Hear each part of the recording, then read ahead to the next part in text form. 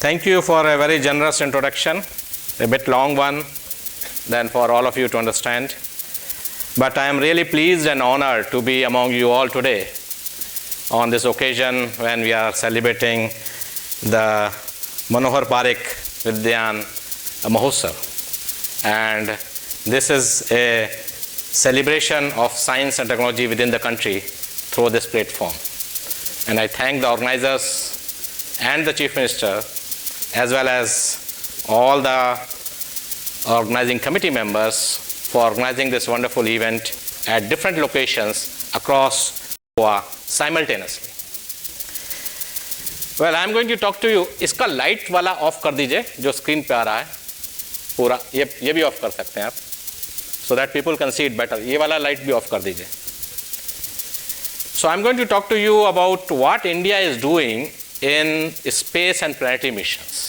Okay, I will give you a little bit of history of how things have evolved, but more likely concentrating on what was just told about my biodata, that you have heard the name Chandrayaan, Mangalyaan, and things like that. And also we'll try to give you a feel of what we plan to do in the future. Okay. And I belong to the laboratory which is called Physical Research Laboratory in Ahmedabad in PRL. And this is a physical laboratory which was established in the year 1947 when we became independent. So as we are celebrating the Azadi Ka Amrit Mahotsav, we are also celebrating, or PRL is celebrating the Platinum Jubilee. Okay? And in the bottom what you are seeing here, the 4 campuses. The main campus, which is in Ahmedabad, Navrangpura. We have another campus in Thaltej, which is about 5 kilometers. And then you see this observatory here, which is in the middle of the lake, Fateh Sagar Lake in Udaipur. And this is a solar observatory. And then you see here Mount Abu, bottom right, which is in Mount Abu, and these are telescopes, which is 1.2 meter and 2.5 meter in sizes. And they are being used for doing the science. Now, as I was just mentioning, PRL is called as the cradle of space science in India because all space research activities started from PRL because it was under the leadership of Dr. Sarabhai, Vikram Sarabhai, who is also called as the father of the Indian space program, that all activities of space research started. And if you see over here, I don't know, you cannot see this pointer, but this gentleman is Kalam. Yes, the former president of India. Here is Dr. Madhavan Nair, who became the Secretary Department of Space and Chairman ISRO later on. And here is Professor Sarabhai. So whole space program evolved in PRL, in Ahmedabad, and then Dr. Kalam was sent to Thumba, Trivandrum, to start the rocketry program. And Professor U.R. Rao, the then professor at PRL and a student of Sarabhai, who did his PhD in PRL, was sent to Bangalore to start the satellite program. So that's why we call this Vikram Sarabhai as the father of Indian space program, who started. And it all started in this small building you see over here. And then slowly we evolved. And this gentleman who's standing over here as the first consul is none other than S.S. Bhatnagar, who started the CSR. And if you see here, the foundation stone laying ceremony, it is being done by Sir C.V. Raman, the Nobel laureate, because Dr. Sarabhai used to treat C.V. Raman as his guru. And it was inaugurated in 1954, the whole building, by then Prime Minister Pandit Nehru. And this is how it looks like now.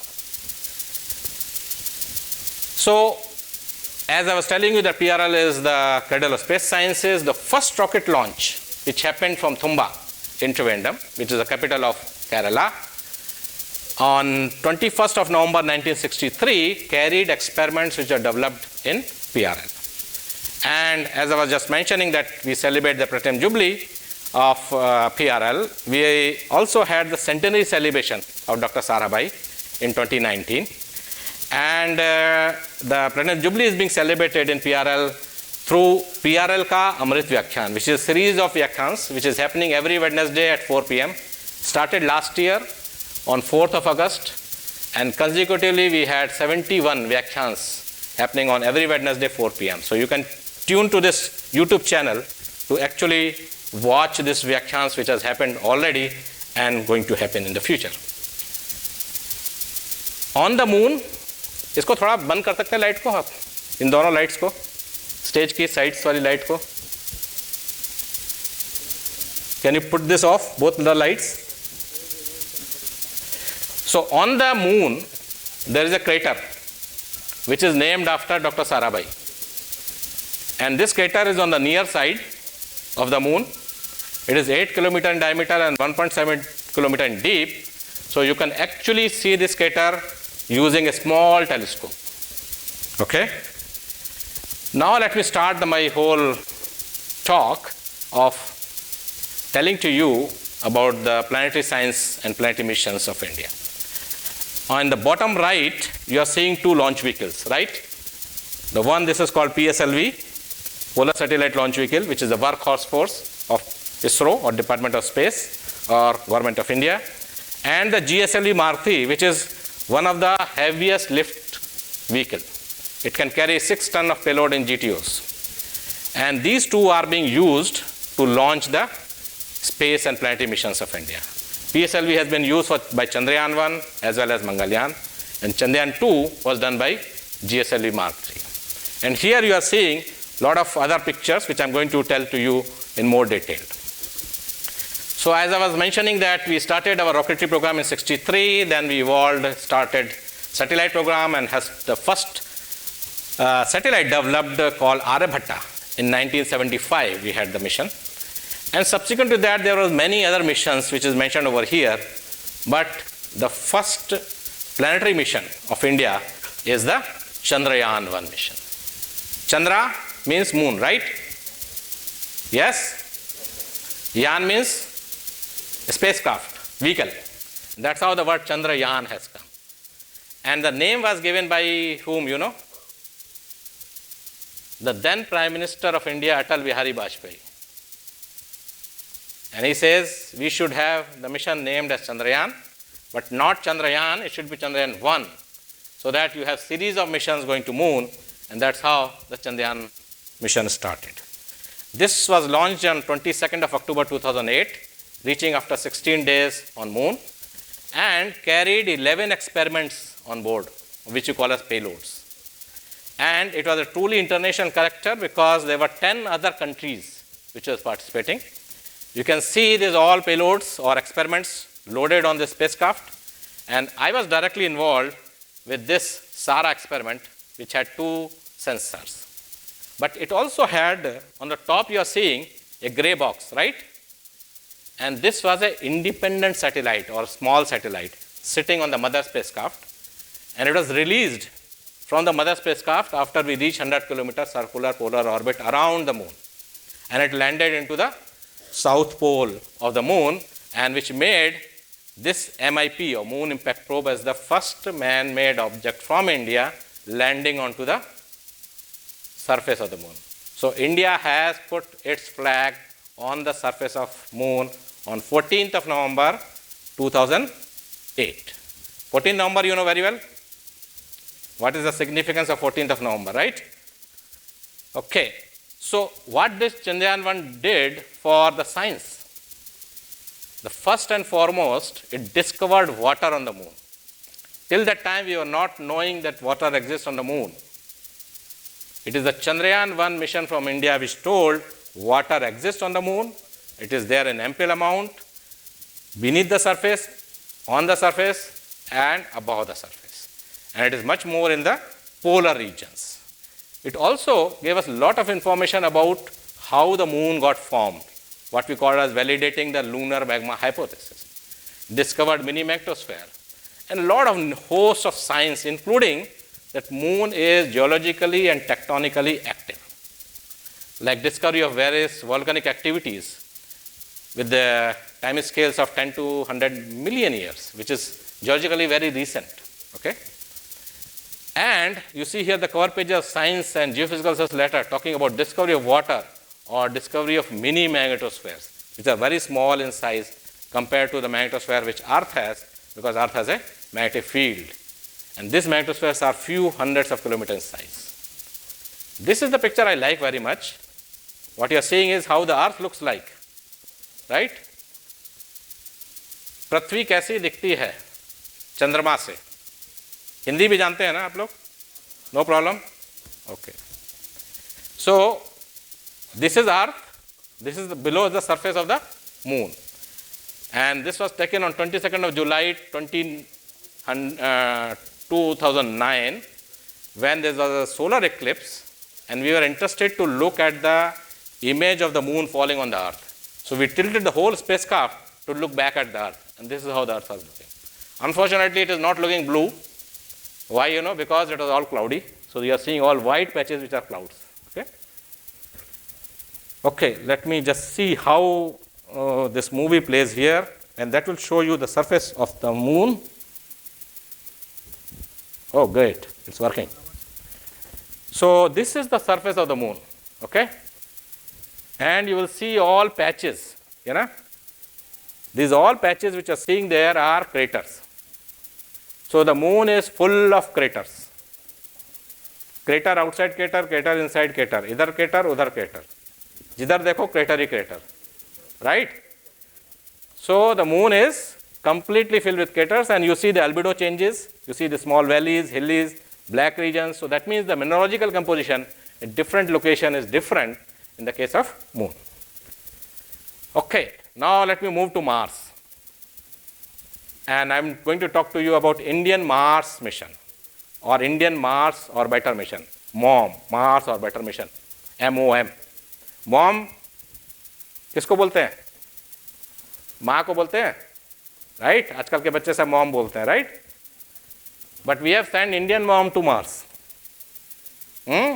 Bharat की माँ को हम लोगों ने मंगल पे भेज दिया, right? Literally that is what it means, right? So this mission which was launched on 5th of November 2013, and we reached the Mars after 10 months. In 2014, 24th of September.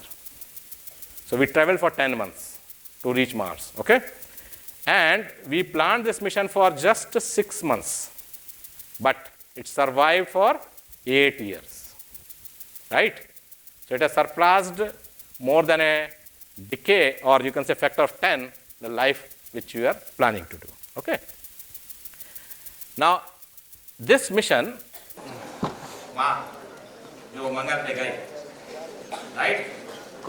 It had a mass of about 1400 kg, but 60% of the mass of the spacecraft is what? Fuel, propellant, okay? And we have a big antenna which you see over here, and this is a 2.2 meter antenna. Because when you are far away to Mars, you have to communicate to the Earth, right? For commanding, controlling, and collecting the data. So, one of the biggest challenge which came when we are taking this mission was that the two of the major milestones for the launch vehicle was happening in the middle of this Pacific, Southern Pacific Ocean, this region, and there is no land here, right? So what we did, we sent 2 ships from India named Yamuna and Nalanda, and they were stationed here in South Pacific. You see here these 2. And they collected the crucial data which was required to know that our launch mission has been successfully putting the MOM in the orbit around Earth. This is the antenna at the Earth which is used to communicate with the Mars orbiter mission. This is a 32 meter antenna, and in the bottom, I don't know whether you can see this 3 humans standing here. So that is the size of antenna which we are using to communicate to a satellite around Mars. And on the spacecraft, of course, this is a big antenna which is being used. Now, one of the biggest issue when we undertake this kind of missions is that the light travel time between Earth and Mars, as Earth go around the sun and Mars is also going around the sun, can vary from 8 minutes to 40 minutes or 45 minutes. Right? The light from sun takes 8 minutes to reach Earth, right? Yes? All science students, na? Yes? Isn't it? But it will take 30 minutes for you to say, hello mom, how are you at Mars, and wait for signal to come, I am fine beta. Right? So if something happens on a spacecraft, what you will do? You can't do anything because you don't know what is happening. So that means spacecraft should be autonomous or autonomy, what we call now AILML, right? Artificial intelligence or machine learning. This is built in this spacecraft, which was launched in 2013, right? So we had this kind of intelligent spacecraft built for this kind of missions. This is how the spacecraft getting built up. I will now quickly move to show you some of the photographs of how the spacecraft getting built up in URSC, that is UR Rao Space Center in Bangalore, in the clean room. You see the spacecraft getting assembled here, getting assembled further, and this is me doing something there, okay? And it is getting ready for a test which we call as thermo vacuum test. And this is how it is covered with a sheet which is called MLI, multi-layer insulation, and getting prepared by putting heaters around it. And then it is getting lowered in the big tank you see over here. And this whole spacecraft will be lowered down here, and the lid will be closed. It will be a vacuum created, and then it will be subject to various tests to see that it survives in space. We do EMI-MC test also in this special chamber, anechoid, and then we transport this whole spacecraft from Bangalore to SHAR, Sriharikota, okay, which is the launch pad of India. So we are here somewhere in Goa, right? If I am not mistaken. Satellite gets developed here, and we ship it to SHAR, Sriharikota, for the launch. And all other centers which you are seeing over here take part in different ways in this kind of activities. So after reaching the SHAR, we do that post-transportation test, and then assemble it on the top of the launch vehicle. This is a PSLV, 4-stage, and the top, what you see here, is the MOM spacecraft, right? And these are two shields which get closed. We get ready for the launch, and we had a fantastic launch on 5th of November in the middle of the day. And let me see if this movie works here.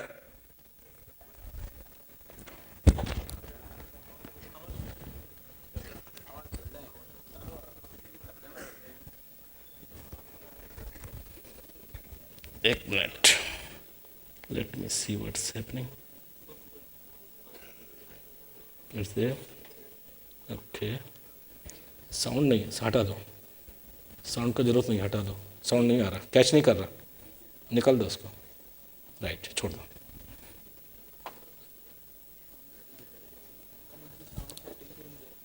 कुछ setting का issue है. Anyway, you are not able to see the sound, hear the sound, but you can see the launch.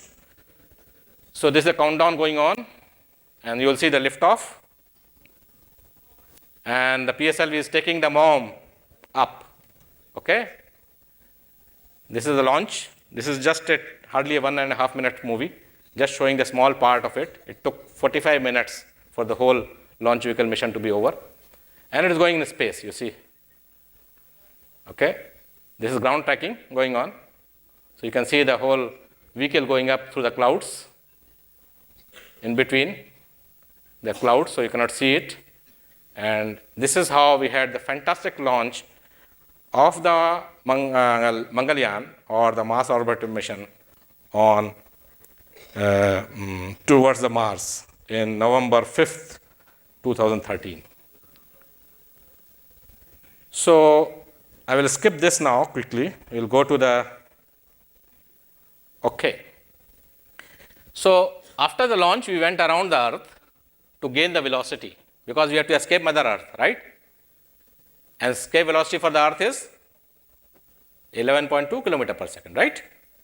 So we have to gain that velocity, and that's what we did to optimizing the trajectories. So we go around the Earth, and as it comes very close to the Earth, we fire the rocket on the satellite to gain the velocity. And we released the MOM from Earth on 1st of December 2013. And now you see, Earth is going around the Sun, Mars is going around the Sun, and the MOM mission is also going around the Sun. It has to be at the right place at the right time to get captured. around the Mars, right? So all this has to be done very precisely, otherwise you will miss the bus. You cannot reach Mars. Now the entry time. When we are reaching Mars, now we have to get inserted, right? What we have to do, we have to slow down the spacecraft to get the feel of the gravity of the Mars, and then only we can get inserted. But you see the trajectory, we are coming from the back of the Mars, Earth is on this side. We are on the back side, so no communication from the Earth. Sun is on this side, we are on the back side, dark side. So no solar supply, so everything is on batteries. And so this means no communication to the Earth, no sunlight. It is all autonomous getting done. Orbit insertion around the Mars was totally autonomous. Okay? Whole thing has to be decided by the spacecraft. And you see the beginning part, we had little information that engine has fired, and after that, we had no communication for almost 25 minutes. And we waited cautiously till we see this resuming the communication part, this part. This is a blackout part. And we came to know that, yes, MOM has got inserted into an orbit, 24th of September, 8 p.m., 2014. And this made India the first country in the world to have a successful insertion of an orbiter around the Mars in the first attempt. And this is Prime Minister in the control room celebrating the success of India and congratulating the then ISRO chief Radhakrishnan. And immediately after that, you have to prove that we have reached Mars, right? So you oriented the spacecraft to take the first of the pictures, which was presented to then Prime Minister. And this is myself also showing that to celebrate the joy, right? They had many experiments on board, which are 5 in number, total weight 13 kg, whereas the total mass of the spacecraft is 1300 kg. So 1%, okay, for doing science. And they are all sitting at different places, which you see over here. This is the full disk image of the Mars, how the Mars looks. We have survived for 8 years, that means 4 Martian years, because Martian year is 2 times the Earth year. Or like this, where you see the polar regions getting, ice is getting frozen. Or like this, you see it much better. Because Mars also has season, like Earth, okay? There are 4 seasons generally on Mars. And the orbit of Mars is more elliptical than that of Earth, so the seasons are more dramatic. Or you see this structure, which is called Valles of Marianas. This is the biggest canyon in our solar system. You must have heard about Grand Canyon, right? This is the biggest in the solar system. And it is completely filled with dust and clouds. But you see here, it's much better, clearly seen. So it's all seasonal changes which is happening on the Mars. Or this one, where you see the Mangla valleys, water flow channels, clear indication that in the past, Mars had water. Or mountains, clouds formed due to mountains on the leeward side. And some science on the my experiment called Manka, and that showed for the first time that how a carbon dioxide atmosphere converts to oxygen dominated atmosphere when you go up in the atmosphere. Somewhere around 250, 260 kilometers, CO2 dominated atmosphere converts to O dominated atmosphere because of the photoionization of CO2 by ultraviolet radiations. We also discovered hot argon or suprathermal argon. And the importance of that is that if you have any hot species in the exosphere where the atoms or molecules don't collide because the mean field path is much larger than the scale height, your species can escape. So now we are rewriting the whole models of how escape actually takes place on the Mars because of this discovery. This Phobos is a small satellite of Mars. नाम सुना है Phobos का? Everybody is very silent. सो गए क्या? नहीं? नहीं सोए? जग रहे हो? Alive? Awake? If you don't give me response, then how do I know? This is a satellite, Phobos, of Mars, very small in size, and it is passing in front. You see the black dot moving in the upper corner? That is the shadow of the satellite falling on the Mars. And this is Demos, another small satellite of Mars, which we could capture using the Mangalyaan fully well, or you can see both of them together. They are very small in size, but even in these small bodies of few tens of kilometers, what you are seeing here is craters. Small bodies of few tens of kilometer size also has craters, which is very unique, which means it shows how different planets got evolved and satellites got evolved. Okay? Now, you are seeing moms written on the coke diet. Yes? Arey bhai, awaaz hi nahi aa raha. Yes. You know, this was sent by my friend from US. And he says, mom has become so famous, mom is mom mission. That has come on the coke diet. Google celebrated the Mangalyaan success 1 month later on 24th of October 2014. And Amul, you know, the dairy company, it writes, ISRO khao Amul, ye cheez badi hai mast, Mars. So this is how the country was celebrating.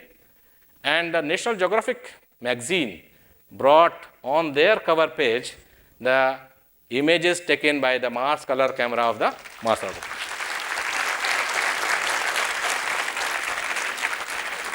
There are a lot of success stories which is written there, which you can read. But the most important is Government of India realized that this is a technological feat by the country India, and that's why it has come on the back of the 2000 rupees note. This is the motive, right?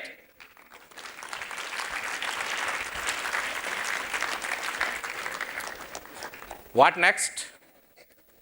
The Chandrayaan 2 mission, the next mission to the moon, which is much more complex and complicated. Why? Because it not only had an orbiter like the Chandrayaan 1, but it also has a lander and a rover which will come out on the lander and move onto the lunar surface, right? So we see this part is the orbiter. This is the orbiter, means it will orbit, and this is the lander part. And it is integrated like this, right? And we had the launch on 22nd of July 2019. I will not show you the launch now, you have seen already. After the launch, like in Mangalyaan, we are going around the Earth, gaining velocity, and then went into a trajectory so that we can get captured around the Mars, which happened on 14th of August. And then on 20th of August, we get captured around the moon. And we went into 100 kilometer circular polar orbit. And after that, we released the lander to land somewhere very close to the polar regions, which happened on 7th of September 2019, early morning. And I hope many of you may be aware what happened, right? We could not successfully do a soft landing, but the mission was 95% successful. Orbiter working around the moon very well, providing data for last 3.5 years. And the technologies which were developed for landing on moon got validated. Because there are hundreds of sensors, lot of communication happening, all autonomous driven, no command control can be possible. Everything got validated except for the last 1.5 kilometers where we had some issues on the spacecraft, and because of which we could not do soft landing. So orbiter is in place, it is in orbit with 8 experiments on board, providing very excellent or high quality data. And one of them is shown over here, where you see this dam or, sorry, what is this? Yeah, this is the Sarabhai crater which I was mentioning up to you. Now using Chandrayaan 2, we can do much more better information by ortho and DEM. DEM means digital elevation maps. Or this crater which you see over here. Now you can see many craters, right? And on the walls you see craters, right? This is a big crater, on the walls you are seeing craters. Or a new crater getting created, which was captured by the Chandrayaan 2 orbiter, which happened this year beginning when a spent rocket came and hit the surface of the moon. So moon, anything coming on the surface of the moon can create craters. We have also seen a lot of new information about water around the Mars, around the moon, and its distribution, which is more important. Also, we have an L and S band SAR, synthetic aperture radar, which gives you information not of the surface, but beneath the surface. And this is the image of beneath the surface, not of the surface. You are able to see some craters, right? They are not on the surface. You can't see them. They are buried. But you can see the structures beneath, few meters down into the surface. Or this high resolution camera, which is called OHRC, optical high resolution camera. You see the error bar there, or the bar there, 25 meters, which means a meter size object can now be understood well and imaged by this Chandrayaan 2. Or elemental composition. I think there are some BSc students here, right? +2 students here, right? So you must be knowing X-ray fluorescence or elemental elements, right? Aluminum, magnesium, carbon, silicon. They are all there on the surface of the moon. But we should know what their concentrations are. And that is what we do using X-ray fluorescence. Or for doing this X-ray fluorescence, knowing the abundances, we need how much solar flux is falling onto surface. And that is done by using an instrument called solar X-ray monitor, which is developed in PRL. And this is one of the most sophisticated instruments flying currently in orbit and providing this kind of data, which is not possible by any other missions so far. And it has detected so many micro flares. बहुत छोटे-छोटे flares होते हैं जो sun पे, उसके बारे में जानकारी दी है. And that's how it came as a press release by various. Or special distribution of argon. Argon 40 comes from potassium 40 decay, and we know how this is distributed. Now comes what next?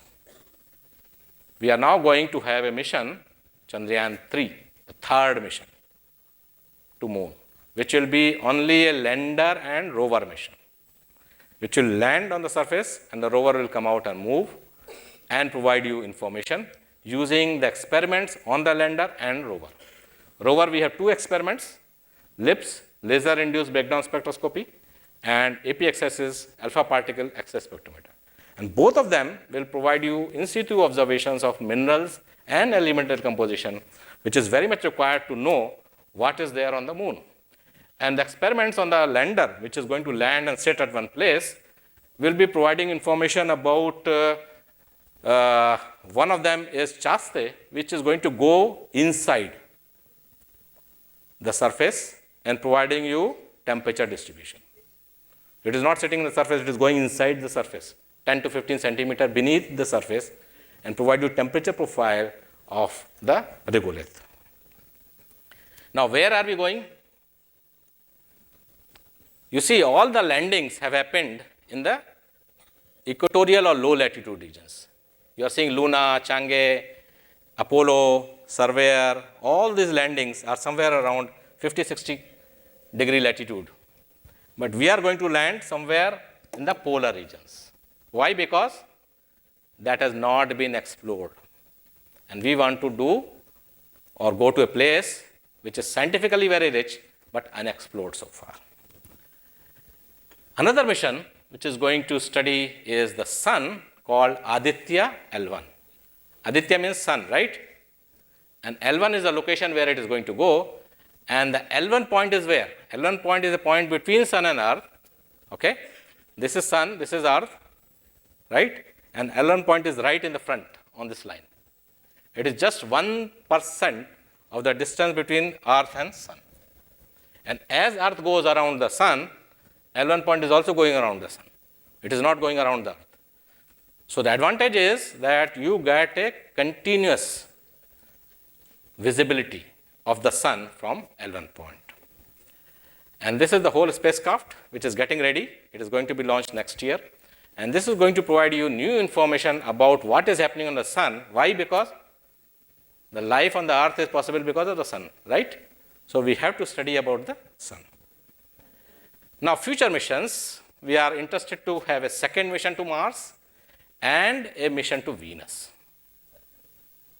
Venus, you know, is very, very different planet than any of them in our solar system.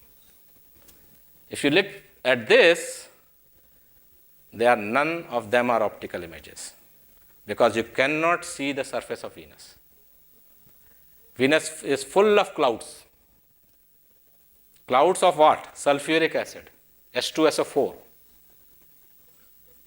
It is coming because volcanic activity on the Venus produces SO2, which interacts with H2O and form H2SO4. And that's why the top image, which you are seeing over here, is from microwave, which is showing the surface. And the bottom are ultraviolet. These are false color images. They are not actually seen in the optical domain, what our eyes can see. And our interest is to explore Venus because Venus, as I was just mentioning, that is full of sulfuric acid clouds, which are at 40 to 60 kilometers above the surface. But the surface of Venus is at temperature of 800 Kelvin. 800 Kelvin, somewhere around 450 degrees centigrade. And the pressure is 100 bar. Surface pressure on the Earth is 1 bar. It is 100 times more. Temperature is almost like 3 times that of the surface of Earth. So the conditions on the surface is highly hostile. And that's why it is not possible to do a landing mission very easily like what we are doing on the Moon or Mars, for example. But as you go up in the clouds, you get the pressures of about 1 bar and temperatures of about 300 Kelvin. That means these clouds are actually the region where probably life can sustain. And with the discovery of phosphine very recently, about a couple of years back, people are now thinking probably Venusian clouds or Venus clouds could be the place where life can harbor. Life doesn't mean me and you. It could be any form of life, even primitive cells, right? From where complex life forms can start. So our idea is to explore Venus in much more detail and to look at how Sun and Venus correlations are, which will help us to understand much better our own Earth, because like Mars, Venus is dominated by carbon dioxide. So now you have a Venus on the inner planet dominated by CO2, Earth dominated by nitrogen and oxygen, and Mars again dominated by CO2. So what happened on the planet Earth, right? That it has a nitrogen and oxygen dominated atmosphere, whereas both the planets on the either side are carbon dioxide dominated. So studying these planets will help us to know whether our planet can go into that direction of having a carbon dioxide dominated atmosphere. Now, when we are talking about these missions and planets in our solar system, we also have another few minutes, right? Okay. We also have exoplanets, right? Outside our solar system, we have solar systems, which is hosted by other stars. And the first exoplanet from India has been discovered by scientists from PRL, or Physical Research Laboratory, in 2018. Okay? And this exoplanet, it takes only 20 days to go around its sun, and it's about 6 times the size of the Earth. 6 times the size of the Earth, taking 20 days to go around its own star. Earth is taking 365 days, right? Isn't it? Mars is taking almost twice that of Earth because it's further away. So that means this planet is very close to its own star. And because of this discovery, our Prime Minister tweeted, "Immensely proud of our scientists who created history by discovering a sub-Saturn sized planet 600 light years away from Earth. Congratulations to them. The discovery put India among select countries in the world." Because exoplanet is also another way of knowing what is happening to our solar system and why Earth is so unique. And very recently, we discovered another exoplanet, which is the second exoplanet discovery from India. And this is more dramatic because it is called inflated hot Jupiter. That means it is bigger than the size of Jupiter and it is hot. And how far it is? It just takes 3 days to go around its own star. This planet takes just 3 days. Temperature at the surface is 2000 Kelvin, so it is very hot. And the radius is 1.4 times the radius of Jupiter. So it is inflated and hot, and that's why its density is very, very different than of any of exoplanets. Such exoplanets are only 10 so far discovered around the world. That's the uniqueness of this kind of discoveries. And we are continuing to do this by using another telescope which is now operational, which is 2.5 meter telescope on Mount Abu of PRL. And we are likely to see now, using this new telescope, of Earth-sized exoplanets in the other solar system. So with this, let me thank you all for listening patiently and hope you enjoyed.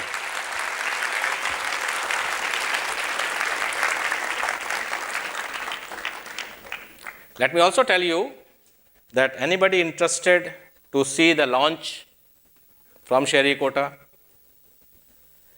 can write to the Director Shar or Chairman ISRO. Now we can have lights on, not an issue. And take, the teachers and the principal can write to the ISRO center, that is the Shar, Sherikota, or to Chairman ISRO that our students are interested to see the launch. It will be live launch which you can witness there.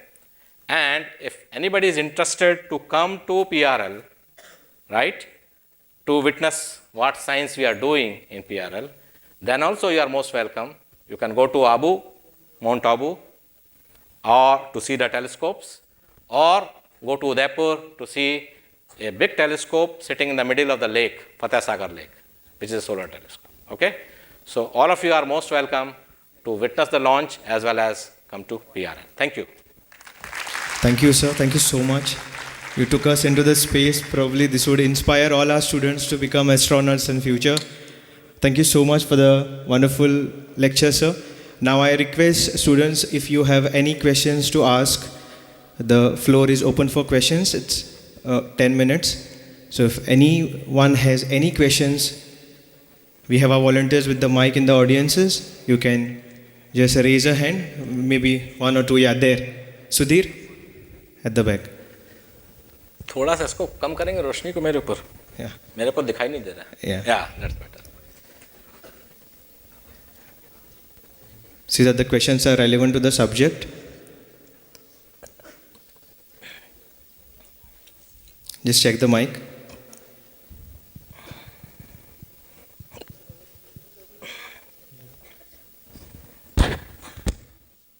No? Audio नहीं आ रहा है. आगे आ जाओ, यहाँ आके पूछ लो. Sudhir, check for the mic. Yeah. Just read very small part of it. There we go. Hello. So there were around 50 missions all around the globe in history towards Mars, including the unsuccessful ones. India, on the first attempt, was successful in the Mars orbital mission. So my question is, according to you, what are the reasons behind the fact that India's Mangalyaan mission was so cheap? So cheap but so successful. Yes. Right? Because India did this feat of entering into orbit around Mars in the first attempt. See, the mission cost is defined by several factors, which includes how do you design a mission, like optimizing the trajectory itself. We were not going straight from Earth to Mars. We went around the Earth, gained velocities, and then we leave the Earth. So we did a trajectory optimization because we don't want to carry a lot of fuel, right? Second thing is, how do you do the mission development activities? We took hardly 3 years in total to have this mission, whereas many other agencies take 10 years to develop a mission of these capabilities, right? Thirdly is that we had done a lot of understanding of what has happened by the missions in the past and why they were unsuccessful and what was the reason. So you have to learn from the mistake of others to be successful and optimizing a mission, right? Sometimes failure tells you much more than the success, because then you look after your own systems, subsystems, mission definition, mission qualifications in a much deeper detail. And that is what we did to understand what has gone wrong with other missions, right? and how we can make it cheaper. And that's why we were able to do this in a much smaller budget compared to any other mission around the world. So there are a lot of factors which comes into play. It's not one factor. Okay. Thank you, sir. One more question, one last question can be taken. Yeah.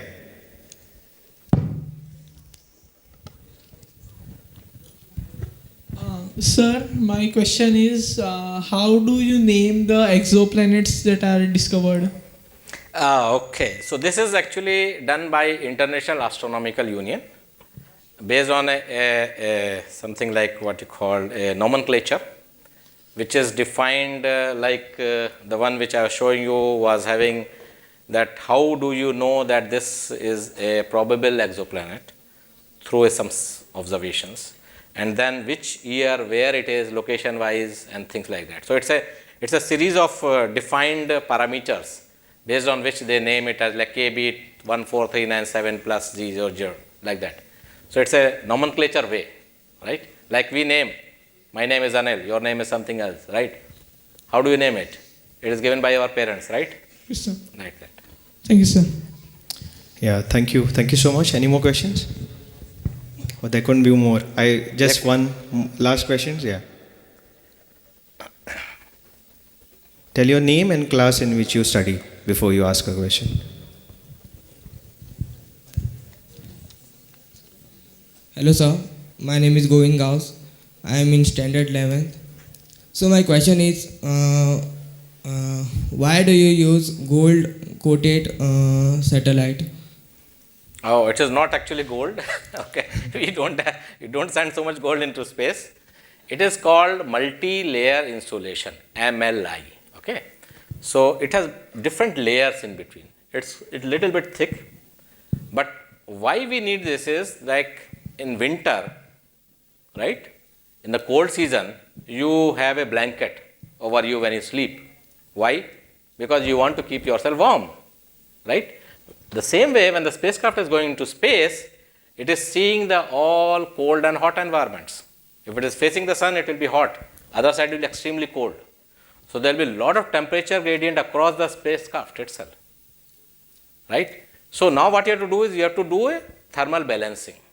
We have to keep it in a blanket which keeps it warm, sufficiently warm, which is required for doing all the processing and electronics working. We don't want too hot or too cold. And that's why you put a multi-layer insulation. It's not gold. Okay? So, first of all, I thank the organizer for giving me the opportunity to be part of this Manohar Parrikar Vidnyan Mahotsav. In fact, even though I committed for something else, the moment I heard his name, I had a different bell ring in my mind. And I thought, no, I must be the part of it. In the modern India, in the modern Indian politics, science and technology,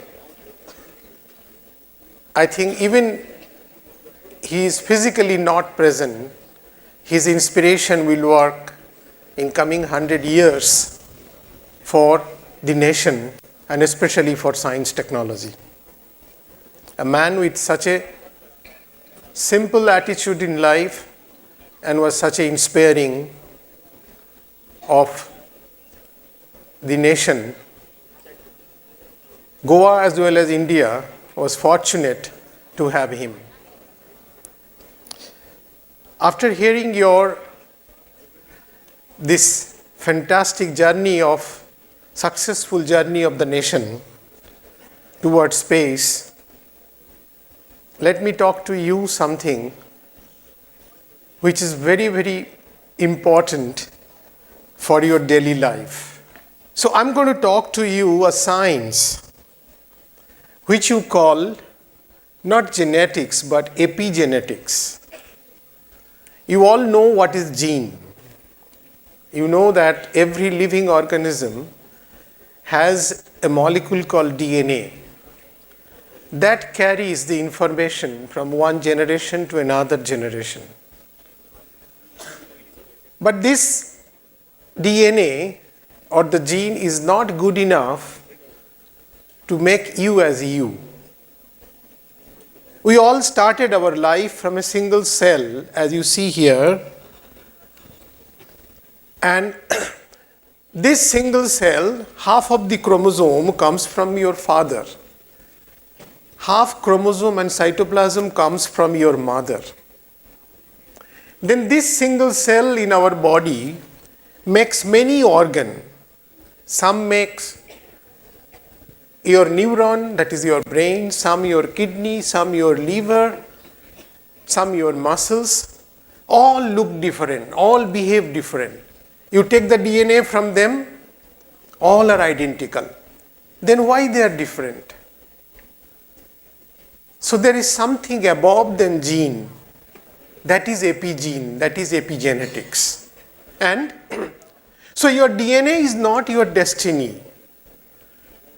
Your genetics, that is the book, is not enough, but the gene has to be marked. Then only it is functional. Look at these two mouse. One is yellow, one is brown and thin. If I take gene from them, they may identical, but they look very different. Why? Because you see here the genes are modified in the right hand side. This pointer does not work for this screen. And this is what we call epigene. Now, so as you see, our own DNA is packed in a beads on a string that gets compacted and gives our chromosomes. Each chromosome has these three-dimensional territories, and their folding and unfolding causes the life. Why folding, unfolding? Folding and unfolding by the signal. What is the signal? Signal is your light, dark. Signal is your food. Signal is your happiness. Signal is your pathogen which attacks you. All changes this folding and unfolding, and thereby your life is encircled. So the song of life will be only possible when your genes are properly modified. That is a gene, your DNA, a very simple chemical modifications, or the gene associated proteins. Now, so these are, some could be the DNA methylation, some of the histone, the DNA associated protein modification, some could be the RNA which is stitching and unstitching the genome to fold and unfold. Now, so you all have studied in your school that how the gene flows from one gene to another. That is by Mendelian law. But Mendel talked about the nature, he did not talk about the nurture. And what is this nurture? Your nurture starts with the most important person in your life. Who is the most important person in your life? Is your mother, mom. Why? Why the mother is most important? Because she has not only given half of her chromosome to you and her cytoplasm to you, she also kept you many months inside her. What she has eaten, how society treated her, everything has gone in you. How she behaved herself. And how did it go? It gone through epigenetics. That is the gene modification. And that is why this is a famous painting by Indian painter Yamini Roy. And you see, such a mother has so much love, affection, and such a confidence the child has. This is very, very important. You know, it is almost impossible. Just before me, you heard the talk from Dr. Bharadwaj. You would not have seen a confident person moving from Earth through Venus, unless he would have got the right mother, right epigenetic modifications. You see, I'm not talking fantasy, I'm talking the science. If you do an experiment, suppose you take a rat, it has few pups. If these pups hasn't got the mother's affection properly, then in the brain of these rats, in the hippocampus, the genes responsible for the stress response has got methylated. And when they will grow up, they will be aggressive, they will not be able to manage the stress. If you sew up the mother, take the same puff and give it to the other, I'm sorry, this doesn't work. So, then the hippocampal gene will not be modified. It will be functional. And this will continue your life. So as you have seen, Narendra Modi ji goes home and take 100 rupees from the mother. The Prime Minister of India puts the hand and take, it is not rupees. It is the affection. And that is very, very important for your life. And today we know that as we grow, our neuroplasticity gets established, the epigenetic setup gets established until the age of 9. And that is why your first childhood is very important. That is the science of epigenetics. And it is true for anybody in this earth. It is true even for animal. Okay? Now, but you can change your epigenetics as well through your behavior, but not completely though. So let me just play this video. I hope it will play. So basically, besides the mother's affection, and at the time of the first few years, when you grew up, then many things in your life which can change your epigenetics. It could be your exercise, it could be your nutrition, it could be the environment, it could be your emotional health. These all at a time play a very important role in the gene modification and gene function. It would have been nice if I could play the video here. Unfortunately, it is not. So, now today an important term is coming in the world that is called social epigenomics. What is social epigenomics? As you see, he is so close friend of this, he is not listening me, but he is social epigenomics. He is very attached to his friend. So, social epigenomics means, as I told you, how the society treats you. Your mental irritation, your mental happiness, this all affect the epigenetic landscape. So this is a drama, street drama from Mumbai. It is showing how women are being tortured everyday life. That is the last thing can happen in a society. Why? Because it is not the torture we are doing only to her. Any time, any woman get anywhere, any insult, that goes down to the many generations in the society. Because it dramatically alters the gene modification, the epigenetics. That's very, very important. And so that is why the stress and trauma, what daily life it is coming, that alters the epigenetic things in many, many fold ways. Okay? So, and in this diet play a very important role, because all the small epigenetic modification is happening in your gene is basically alters the epigenetic modifications. And these are very simple chemical reactions. It could be just an acetylation, methylation, phosphorylation of different DNA or amino acid residue of the protein. If you take acetylation, for example, the amino acid, one of the things gets acetylated. it gets deacetylated, and because of that, you see in the top part, those genes can be fold and unfold. If it is unfold, genes are expressing. If it is fold, genes are getting closed. And if this balance is not maintained, that can create many, many diseases. Okay? That can create the cancer, that can create the neurodegenerative disorders, that can create metabolic disorders, many of them. And so you see, this is a beautiful girl, young, beautiful girl. But in the course of life, she will be aged. She will give everything to the society.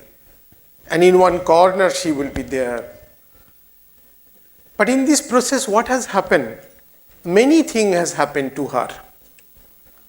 And largely because of these, then epigenetic changes has happened. A huge change has happened in her brain cells. She might have lost the memory. She might have lost the balance. She might not be able to recognize her own children. So, when we age, what happened? Not only our chromosome breaks, many epigenetic changes happen. And large change happen in our brain. I will talk to you about one of the brain-related disorder. And so this is one of the large number of these acetyltransferase enzyme which does this job. One of the group of enzyme could be what we call as a P300 CBP. This P300 enzyme has a many-fold role to play in your life, from development, for muscle development, for hematopoiesis, memory, embryogenesis, many, many things. And this is the enzyme can be defective in many, many ways in our system. So one of the things is oral cancer. I'll just show you a glimpse of it. You know, oral cancer is the topmost killer of Indian male. And in Karnataka, your next state, very close state, the highest number of women oral cancer patients are found. Okay? And this is largely because of the habit, tongue and buccal mucosa. People have tried to understand these by many genetic means. But what we see is that this is just we take the patient tissue, we put into the parafilm, we put the antibody and we detect the huge epigenetic change, that is the acetylation changes are happening in these patients. And now we develop a signal how it happens. Like, you know, downstream a nicotine comes and nicotine induce the acetyltransferase, that induce the hyperacetylation in the genome. And we have a new molecule there. And when we see that this molecule can inhibit the acetylation, then what we find that this is fundamentally stopping the tumor growth. And that directly touches, if you see this blue color means less acetylation. By this compound, the tumor is coming down. So conceptually, this says that we can actually control the overexpressed epigenetic phenomenon what is coming in the cancer by the targeting these enzymes. So the next thing what I'm going to talk to you, the same acetyltransferase, how it could be involved in the memory and how that can be used for the treatment.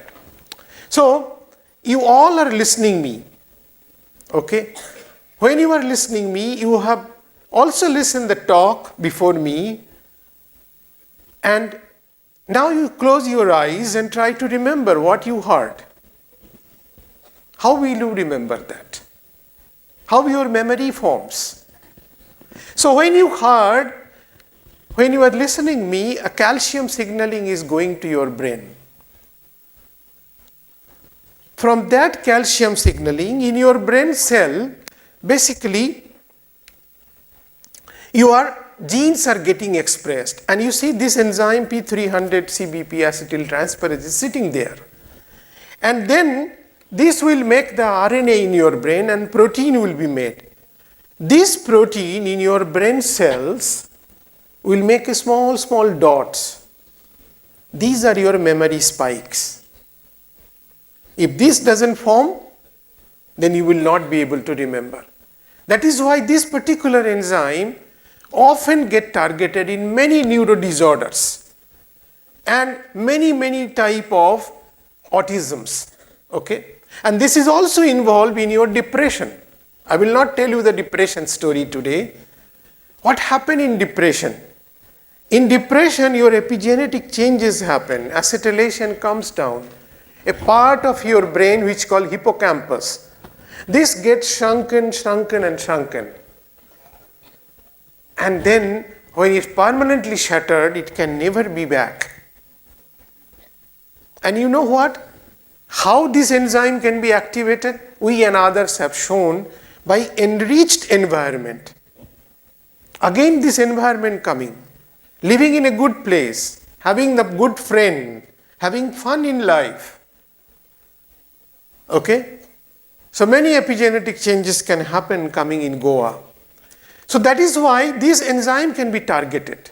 This enzyme can be targeted. We found that this enzyme can be activated by this light hand side molecule. This is the first time in the world we discovered this molecule. And that is why this molecule got a huge patent. Many companies start selling for academic purposes. But we wanted to use this for therapeutic purposes. We have not been able to take it to the animal body this way. So, what happened? Next door of mine, my colleague was synthesizing glucose-based carbon nanosphere. We put this compound together and we see that when we put these two together, in our basis it can land in the cell nucleus. As you saw, Chandrayaan is landing on the moon. When we inject this to the mice, we see this nanosphere goes to the brain. So here we have been able to activate the enzyme in the brain. Okay? And the most important thing is that we could see that when you inject this, it could directly go to the brain hugely, as you see these dots. And not only that, by many experiments we see that it is inducing the enzyme activity. Now question comes, where this activity is increasing? As I told you, in our brain, there are many parts. One of the part we call the hippocampus. Okay? And this hippocampus has an area called dentate gyrus, where the new neuron can be formed, where we store our memory. We store our memory in terms of the small protein globules. So, we show that yes, this is happening in that part of the brain. You see here, look at here, that part of the brain, the acetylation is up. Okay, and you see that it could, this is just by protein staining we can see that. Now what it is doing? I told you that this can make the new neuron. Making the new neuron actually can revive the hippocampus, which gets shrunk in your depression time. Okay? Now, so we see that yes, it can make the this compound can make the lot of dendrites there. Okay? And then we did a very interesting experiment. It's called memory testing experiment. How do you do that? Memory testing, in your case it is easy to do, right? You have 10 pictures in the page. I give you 60-second time to you, and then I displace these and I say which one is displaced. But for a mice, how do I do the experiment? This is called water bath experiment, Maurice water bath, the huge water bath we keep. Okay? And we put 4 markers here, mice can see and remember. And then we put a stage here, that round thing. If you put the mice first day here, it will take little long time to reach because mice doesn't like water. You put the second day, it will reach little less time. Third day it knows it is there only. So this is a very simple experiment, but it is not that simple. Why? Because these markers are very important, and for mice or rat, the silence is very important. So normally these experiments are done underground. The lab will be in the underground places. However, what did we do? We see that even after 16 days, if we give this compound, the mice is remembering very well what is happening. Okay, so that's all are fine, but what we do then? Our idea was to check this memory recovery can we do for the Alzheimer's patient, where there is a slow gradual loss of Alzheimer's it happens. So what is Alzheimer's? In our brain, as we grow old, then the lot of, every human being above 60, out of 1,000, 1% can form this disease. In the brain, there are lot of plugs and triangles are formed. These are protein plugs and triangles. So what it does, it first attacks our hippocampus and it destroys the hippocampus. So the memory formation, what you see in the hippocampal area, all goes, both the short-term memory and the long-term memory. After it destroys these plugs tangles move to many parts of the brain, and slowly it captures the whole brain. Okay? The first thing it can happen that it may attack this part of the brain where your reasoning, your ability to form the language, this will happen. So you will be able not to speak, not to target this. Next, it will attack to the next part of the brain. That is, your ability to calculate anything will go slowly. So this will destroy it. Now, the next thing will be, you will have hallucination. People will have hallucination because the emotional attack will happen because that is stored in this part of the brain. And then what happens? It starts the visual problem will start. You will see different thing at a time because that part of the neurons are also gone. Then the most horrible thing will happen that all your good memories, memory of your married life, your new car, your everything, all will be destroyed. And this happens by 8 years' time. Okay? And then at the end, the last day will be appearing. So this is a terrible disease. And in this process, what happened is that one of the enzyme, I told you this enzyme, people have shown that in early stage, this enzyme get destroyed. New neurons doesn't form. If you can stop this destruction, if you can activate the enzyme, most likely we will be able to recover. I told you our compound, and with a very good oral, so what do you see here? In the first, you see here, this is the place. It's a normal neuron. This is the neuron treated with our drug in the Alzheimer model. It is forming it. I told you that protein spine, it's called dendritic spine. So this dendritic spine, this is the normal. In the Alzheimer's, it is not forming even after learning. If you put the drug, it is forming. So we are being able to recover, looks like, the memory by activating these enzymes. Okay? So this is how we can target the epigenetic modifications. Okay? Now we have done many gene analyses and all, we have found that how epigenetic changes has happened, but this is important. You see here, this is the memory.